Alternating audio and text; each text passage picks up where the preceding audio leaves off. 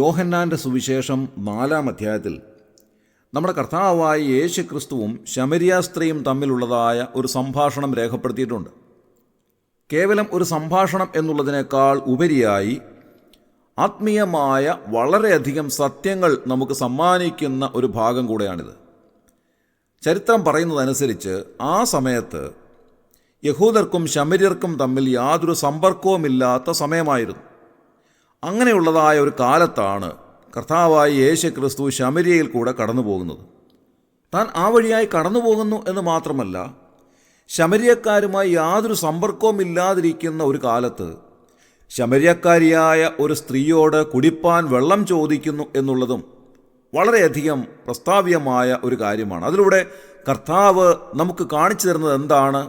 ശത്രുക്കളെപ്പോലും സ്നേഹിക്കണമെന്നും എല്ലാവരെയും സമഭാവനയിൽ കാണണം എന്നുള്ളതുമായ ക്രിസ്തീയതയുടെ ഏറ്റവും പ്രധാനപ്പെട്ട പാഠമാണ് എന്നുള്ളതിൽ യാതൊരു സംശയവുമില്ല. അപ്പോസ്തല പ്രവൃത്തികളിൽ കർത്താവായ യേശു ക്രിസ്തുവിനെ സംബന്ധിച്ച് വൈദ്യനായ ലൂക്കോസ്, അതായത് ഡോക്ടർ ലൂക്ക് എഴുതിയിരിക്കുന്നത് എന്താണ്? 1-ാം അധ്യായത്തിൽ നാം കാണുന്നത് അവിടുന്ന് ചെയ്തും ഉപദേശിച്ചും തുടങ്ങിയ സകല കാര്യങ്ങളും എന്ന് രേഖപ്പെടുത്തിയിട്ടുണ്ട്. ആ പദപ്രയോഗങ്ങളുടെ ക്രമം വളരെയധികം പ്രധാനപ്പെട്ടതാണ്. ചെയ്തും ഉപദേശിച്ചും എന്ന് പറഞ്ഞാൽ ആദ്യം അദ്ദേഹം ചെയ്തു കാണിച്ചു, പിന്നീട് ഉപദേശിച്ചു.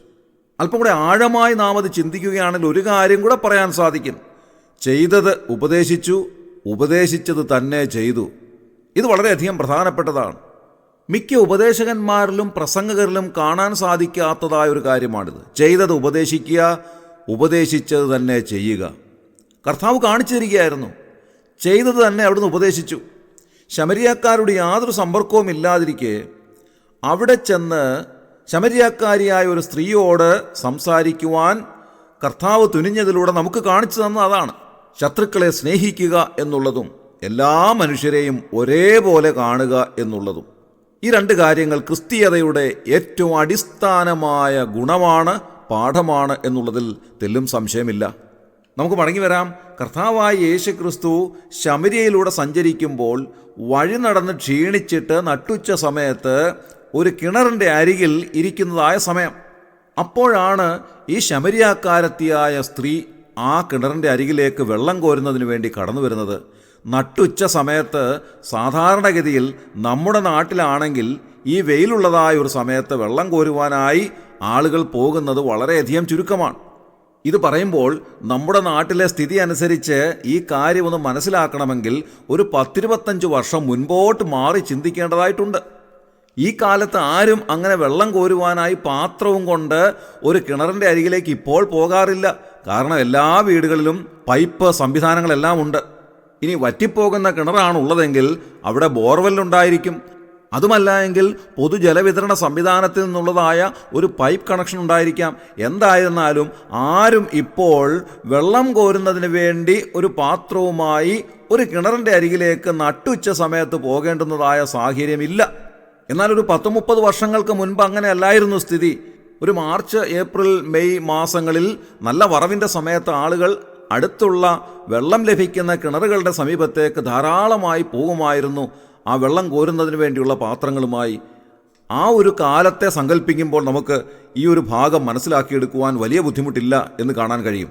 നട്ടുച്ച സമയത്ത് ആരും അങ്ങനെ പോകാറില്ലായിരുന്നു. എല്ലാവരും വെയിൽ ഉറച്ചു തുടങ്ങുന്നതിന് മുൻപ് തന്നെ ഈ കിണറിൻ്റെ അരികിലേക്ക് പോവുകയും വെള്ളം ശേഖരിക്കുകയും ഒക്കെ ചെയ്യുന്ന ഒരു പതിവായിരുന്നു ആ കാലത്തുണ്ടായിരുന്നത്. എന്നാൽ ഞാൻ മനസ്സിലാക്കുന്നത് ഈ സ്ത്രീ ഒരു സാധാരണക്കാരി സ്ത്രീ അല്ല. എല്ലാവരും ചെയ്യുന്നതിൽ നിന്ന് വിഭിന്നമായ ചില കാര്യങ്ങളാണ് അവൾ ചെയ്യുന്നത്. അതുകൊണ്ട് അവളെ കാണണമെങ്കിൽ ആ നട്ടുച്ച സമയത്ത് തന്നെ ആ കിണറിൻ്റെ അരികിലേക്ക് ചെല്ലണമായിരുന്നു.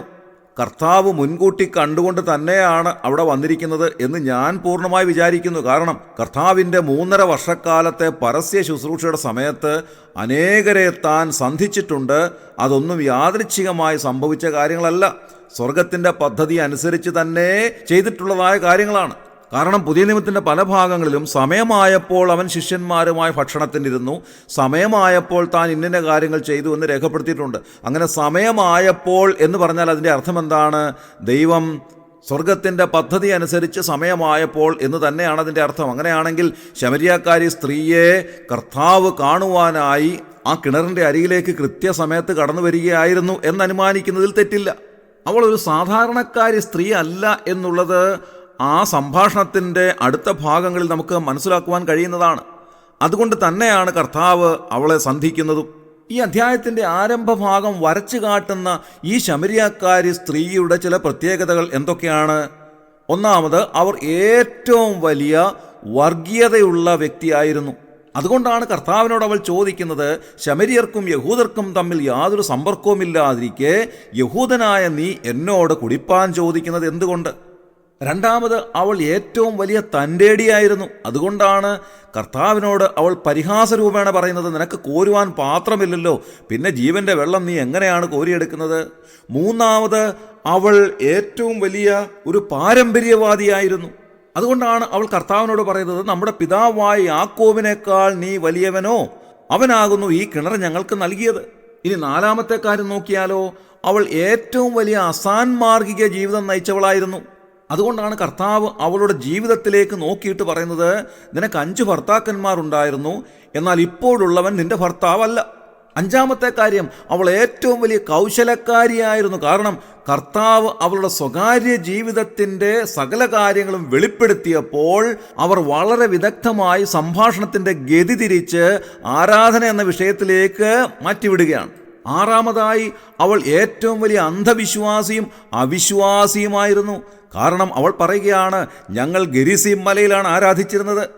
എന്നാൽ ഈ 6 വിധ കാര്യങ്ങൾക്കും വളരെ കൃത്യമായ മറുപടി അവൾക്ക് മനസ്സിലാക്കി കൊടുക്കുന്ന കർത്താവിനെയാണ് നാം ഇവിടെ കാണുന്നത്. അങ്ങനെ 6 കാര്യങ്ങളും വളരെ കൃത്യമായി അവളെ പഠിപ്പിച്ചു കഴിഞ്ഞപ്പോൾ അവൾക്ക് മനസ്സിലായി, ഞാൻ സംസാരിക്കുന്നത് ഒരു സാധാരണക്കാരനോടല്ല എന്നുള്ളത്. വാസ്തവത്തിൽ ഈ ഭാഗം നമുക്ക് ആത്മീയമായ അനവധി പാഠങ്ങൾ സമ്മാനിക്കുന്നു. ഒരു വ്യക്തിയോട് സുവിശേഷം അറിയിക്കുമ്പോൾ നാം പാലിച്ചിരിക്കേണ്ടുന്നതായ മര്യാദകൾ, നാം അറിഞ്ഞിരിക്കേണ്ടുന്നതായ സത്യങ്ങൾ, നാം പ്രസ്താവിക്കുന്ന രീതി, ഈ കാര്യങ്ങളെല്ലാം ഇതിലൂടെ കർത്താവ് നമുക്ക് കാണിച്ചു തരികയാണ്. ഒരു പക്ഷേ നാം സന്ധിക്കുന്ന ഒരു വ്യക്തിയുടെ സ്വകാര്യ ജീവിതത്തെ സംബന്ധിച്ച് നമുക്കറിവില്ലായിരിക്കാം. എന്നാൽ ബാക്കിയുള്ള കാര്യങ്ങളിൽ നാം സംസാരിക്കുമ്പോൾ സംസാരത്തിൻ്റെ ശൈലി പോലും കർത്താവ് നമുക്ക് കാണിച്ചു തരുന്നത് ഈ ഭാഗത്തിലൂടെ വ്യക്തമായി മനസ്സിലാക്കുവാൻ കഴിയണം. 4-ാം അധ്യായത്തിൻ്റെ 21 മുതൽ 24 വരെയുള്ള വാക്യങ്ങൾ വളരെയേറെ വിശേഷതയേറിയ വാക്യങ്ങളാണ്. നാം ആരെയാണ് ആരാധിക്കേണ്ടുന്നത്? സത്യദൈവത്തെ എങ്ങനെയാണ് ആരാധിക്കേണ്ടുന്നത്? എപ്പോൾ ആരാധിക്കണം? എവിടെ വെച്ച് ആരാധിക്കണം? ആരാധിക്കുന്നവർ എങ്ങനെ അറിയപ്പെടുന്നു? എന്നിത്യാദി കാര്യങ്ങളെല്ലാം ഈ വാക്യങ്ങളിലൂടെ വളരെ കൃത്യമായി രേഖപ്പെടുത്തിയിരിക്കുന്നു. സകല മനുഷ്യരും അറിഞ്ഞിരിക്കേണ്ടുന്ന ആരാധനയെ സംബന്ധിച്ചുള്ള ഏറ്റവും പ്രധാനപ്പെട്ട ഭാഗമാകയാൽ ഇത് ഒന്ന് വായിച്ചു കേൾപ്പിക്കുവാൻ ഞാൻ ആഗ്രഹിക്കുകയാണ്. യോഹന്നാൻ്റെ സുവിശേഷം 4-ാം അധ്യായം 21 മുതൽ 24 വരെയുള്ളതായ വാക്യങ്ങൾ. സ്ത്രീയെ, എൻ്റെ വാക്ക് വിശ്വസിക്കുക. നിങ്ങൾ പിതാവിനെ നമസ്കരിക്കുന്നത് ഈ മലയിലുമല്ല യെരുശലേമിലുമല്ല എന്നുള്ള നാഴിക വരുന്നു. നിങ്ങൾ അറിയാത്തതിനെ നമസ്കരിക്കുന്നു, ഞങ്ങളോ അറിയുന്നതിനെ നമസ്കരിക്കുന്നു. രക്ഷ യഹൂദന്മാരുടെ ഇടയിൽ നിന്നല്ലോ വരുന്നത്. സത്യനമസ്കാരികൾ പിതാവിനെ ആത്മാവിലും സത്യത്തിലും നമസ്കരിക്കുന്ന നാഴിക വരുന്നു, ഇപ്പോൾ വന്നുമിരിക്കുന്നു. തന്നെ നമസ്കരിക്കുന്നവർ ഇങ്ങനെയുള്ളവർ ആയിരിക്കണം എന്ന് പിതാവ് ഇച്ഛിക്കുന്നു. ദൈവം ആത്മാവാകുന്നു. അവനെ നമസ്കരിക്കുന്നവർ ആത്മാവിലും സത്യത്തിലും നമസ്കരിക്കണം. ഇത് വാസ്തവത്തിൽ എങ്ങനെ മനുഷ്യർ ദൈവത്തെ ആരാധിക്കണം എന്നുള്ളതിൻ്റെ കൃത്യമായ വിവരണമാണ് കർത്താവ് നൽകിയിരിക്കുന്നത് എന്ന് കാണുവാൻ സാധിക്കും. 28-29 വാക്യങ്ങളിലേക്ക് നാം വരുമ്പോൾ, സ്ത്രീ പാത്രം അവിടെ വെച്ചിട്ട് പട്ടണത്തിൽ ചെന്ന് അവൾ പറയുകയാണ്, ഞാൻ ചെയ്തതൊക്കെയും എന്നോട് പറഞ്ഞിരിക്കുന്ന വളരെ വിശേഷപ്പെട്ട ഒരു മനുഷ്യനെ ഞാൻ കണ്ടെത്തിയിരിക്കുന്നു, അദ്ദേഹം ക്രിസ്തു ആയിരിക്കാം എന്ന് പറഞ്ഞപ്പോൾ തന്നെ പട്ടണത്തിലുള്ള ആളുകളെല്ലാം അവിടെ നിന്ന് പുറപ്പെട്ട് അവൻ്റെ അരികിലേക്ക് വരികയാണ്. ഇനി നോക്കുക, ഞാൻ ആരംഭത്തിൽ പറഞ്ഞതായ ആ കാര്യം, ഈ സ്ത്രീ ഒരു സാധാരണക്കാരിയായ സ്ത്രീയല്ല. അവൾ ആ പട്ടണത്തിൽ അറിയപ്പെടുന്ന വളരെയധികം സ്വാധീനം ചെലുത്താൻ കഴിവുള്ള ഒരു സ്ത്രീ ആയിരുന്നു. അതുകൊണ്ടാണ് കർത്താവ് അവളെ തന്നെ കാണുവാനായി ആ കിണറിൻ്റെ അരികിലേക്ക് നട്ടുച്ച സമയത്ത് വന്നത് എന്ന് ചിന്തിക്കേണ്ടതായിട്ടുണ്ട്. 39-ാം വാക്യം നാം വായിക്കുമ്പോൾ ആ സ്ത്രീ ഒരു വലിയ സാക്ഷ്യമായി മാറുകയാണ്. അവർ കർത്താവിനെ വിശ്വസിച്ചു. അവർ പറഞ്ഞ സാക്ഷ്യ നിമിത്തം അനേക ശമര്യർ കർത്താവിൽ വിശ്വസിക്കുന്നതിനിടയായി തീർന്നു. മാത്രമല്ല, കർത്താവ് 2 നാൾ അവരോടുകൂടെ അവിടെ പാർക്കുന്നതിനിടയായി. ആ സമയത്ത് ശമര്യക്കാരായ ധാരാളം പേർ കർത്താവിൽ വിശ്വസിക്കുന്നതിനുള്ള ഒരു മുഖാന്തരമായി അത് മാറി. 42-ാം വാക്യത്തിലേക്ക് വരുമ്പോൾ ആ മനുഷ്യരൊക്കെ ഈ സ്ത്രീയോട് പറയുകയാണ്, ഇനി നിന്റെ വാക്കുകൊണ്ടല്ല ഞങ്ങൾ വിശ്വസിച്ചത്, ഞങ്ങൾ നേരിട്ട് കണ്ട് ഇത് കർത്താവാണ്, ലോകരക്ഷിതാവാണ് എന്ന് മനസ്സിലാക്കിയിരിക്കുന്നു. അങ്ങനെ ഞങ്ങൾ കർത്താവിൽ വിശ്വസിക്കുന്നു എന്ന് അവർ തന്നെ സാക്ഷ്യം പറയുന്നു. വാസ്തവത്തിൽ കർത്താവിങ്കിലേക്ക് വരുന്ന ഒരു വ്യക്തി കർത്താവിനെ നേരിട്ട് മനസ്സിലാക്കുവാൻ ഇടയായിത്തീരണം എന്നുള്ളതിൻ്റെ വ്യക്തമായ ഒരു സൂചനയാണ് ഈ വാക്യത്തിലൂടെ നമുക്ക് ലഭിക്കുന്നത്. 2 നാൾ അവിടുന്ന് ശമര്യയിൽ പാർത്തു എന്നുള്ളത് കൊണ്ട് തന്നെ കർത്താവ് യാദൃച്ഛികമായി ആ വഴി വന്ന് പാർത്തതല്ല, സ്വർഗത്തിൻ്റെ ഒരു വലിയ പദ്ധതി തന്നെ ആയിരുന്നു അത് എന്നുള്ളതിൽ യാതൊരു തർക്കവുമില്ല. കർത്താവ് ശമര്യക്കാരി സ്ത്രീയോട് പറയുന്നത് പോലെ പിതാവിനെ സത്യത്തിലും ആത്മാവിലും ആരാധിക്കുന്ന സത്യനമസ്കാരികളായി തീരുവാൻ ഭാഗ്യം ലഭിച്ച എല്ലാവരെയും ഓർത്ത് ഞാൻ ദൈവത്തെ സ്തുതിക്കുന്നു. നാം കേവലം ഒന്നും അറിയാത്തവയെ ആരാധിക്കുന്നവരല്ല, നമ്മെ അറിയുന്ന ദൈവത്തെ സത്യത്തിലും ആത്മാവിലും ആരാധിക്കുവാൻ നമുക്കിടയായിത്തീരണം. അങ്ങനെ നാം സത്യനമസ്കാരികളാകണം. അതിനുള്ള വഴി കർത്താവായ യേശുക്രിസ്തുവാണ്. സർവ്വലോകത്തിൻ്റെയും പാപത്തെ ചുമന്നൊഴിക്കുന്നതിന് ഈ താണലോകത്തിലേക്ക് ഇറങ്ങി വന്ന കർത്താവായ യേശുക്രിസ്തു അവിടുന്ന് ദൈവമായിരുന്നു, മനുഷ്യനായി ഈ താണലോകത്തിലേക്ക് വന്നു, പാപമില്ലാതെ ജീവിച്ചു, സകല മനുഷ്യവർഗത്തിൻ്റെയും പാപത്തിനു വേണ്ടി കാൽവറി ക്രൂശിൽ യാഗമായി അർപ്പിക്കപ്പെട്ടു. അവിടുത്തെ പരിപാവനമായ രക്തം അവസാന തുള്ളി വരെയും നമുക്ക് വേണ്ടി ഒഴുക്കി തന്നു. ആ കർത്താവായ യേശു ക്രിസ്തു മരിച്ചു, അടക്കപ്പെട്ടു, 3-ാം നാൾ ഉയർത്തെഴുന്നേറ്റ് സ്വർഗത്തിൽ ജീവിക്കുന്നു.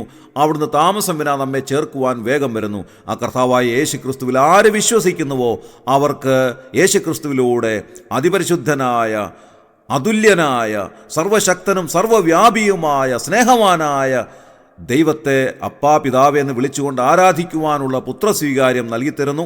ആ കർത്താവിൻ്റെ അരികിലേക്ക് ചെന്ന് പിതാവിനെ സത്യത്തിലും ആത്മാവിലും ആരാധിക്കുവാൻ നമുക്കിടയായിത്തീരുന്നു. ആ ഒരു അനുഭവത്തിലേക്ക് കടന്നു വന്നിട്ടില്ലാത്ത ആരെങ്കിലും ഈ വാക്കുകൾ ശ്രവിക്കുന്നുവെങ്കിൽ ഇപ്പോൾ തന്നെ യേശുക്രിസ്തുവിനെ രക്ഷിതാവും കർത്താവുമായി സ്വീകരിക്കുക. പിതാവായ ദൈവത്തെ സത്യത്തിലും ആത്മാവിലും ആരാധിച്ച് സത്യനമസ്കാരിയാകുക. ദൈവം അതിന് നിങ്ങളെ സഹായിക്കട്ടെ. നമ്മുടെ കണ്ണുകളെ അടയ്ക്കാം, പ്രാർത്ഥിക്കാം. ദൈവമേ, ഞങ്ങളുടെ സ്വർഗീയ നല്ല പിതാവേ, ഞങ്ങൾക്ക് നൽകിയ നല്ലതും വിശേഷതയേറിയതുമായ സമയത്തിനായി ഞങ്ങൾ നന്ദിയോടെ സ്തോത്രം ചെയ്യുന്നു. കർത്താവെ, ഞങ്ങൾ ചിന്തിച്ചതുപോലെ സത്യനമസ്കാരികൾ എന്നുള്ള ഏറ്റവും ഉന്നതമായ പദവിയിലേക്ക് കടന്നു വരുവാൻ ഞങ്ങളെ എല്ലാവരെയും അവിടുന്ന് അനുവദിക്കണമേ എന്ന് പ്രാർത്ഥിക്കുന്നു. ആർക്കെങ്കിലും അതിന് സാധിച്ചിട്ടില്ല എങ്കിൽ ഇപ്പോൾ തന്നെ യേശു ക്രിസ്തുവിൽ വിശ്വസിച്ച് അവിടുത്തെ രക്ഷിതാവും കർത്താവുമായി സ്വീകരിച്ച് അവിടുത്തെ സന്നിധിയിലേക്ക് വന്ന് സത്യത്തിലും ആത്മാവിലും അങ്ങേ ആരാധിപ്പാൻ ഇടയാക്കണമേ എന്ന് പ്രാർത്ഥിക്കുന്നു. ഈ ശുശ്രൂഷയിൽ സംബന്ധിച്ച എല്ലാവരെയും അവിടുന്ന് അനുഗ്രഹിച്ചാട്ടെ. അങ്ങനെ ചെയ്തതിനായി ഞങ്ങൾ നന്ദി പറയുന്നു. ഞങ്ങളുടെ പ്രാർത്ഥന കേട്ടതിനായി സ്തോത്രം.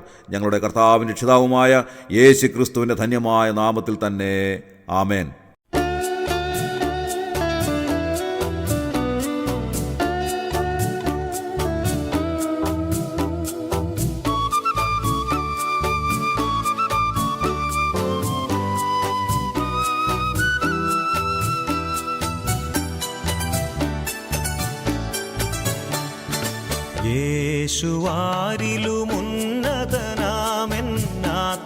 യേശുവാരിലുമുന്നതനാമെന്നാത്മസഖാവവനേ തായ് മറക്കാമെങ്കിലും എന്നെ മറക്കാ സ്നേഹിതനേ. ഏവരും എന്നെ കൈവെടിഞ്ഞിടുകിൽ യേശു താൻ എന്നരികിൽ കാണും. ഏതു ഖേദവും തീരും ഞാൻ തിരുമാർവിൽ ചാരിടുമ്പോൾ. ഏതു ഖേദവും തീരും ഞാൻ തിരുമാർവിൽ ചാരിടുമ്പോൾ. യേശുവാരിലുമുന്നതനാമെൻ ആത്മസഖാവവനേ തായ് മറക്കാമെങ്കിലും എന്നെ മറക്കാ സ്നേഹിതനേ.